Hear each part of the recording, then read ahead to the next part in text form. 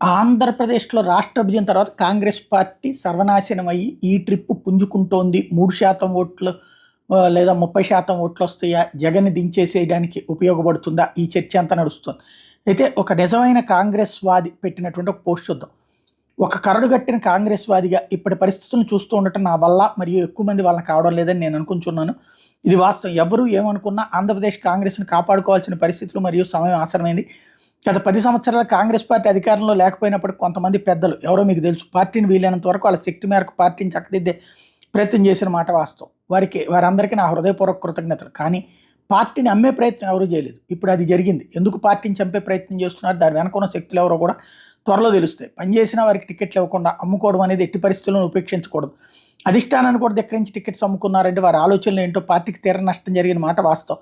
వాళ్ళ సొంత స్వార్థం మరియు అవకాశాల కోసం పార్టీని నాశనం చేస్తూ ఉంటే చూస్తూ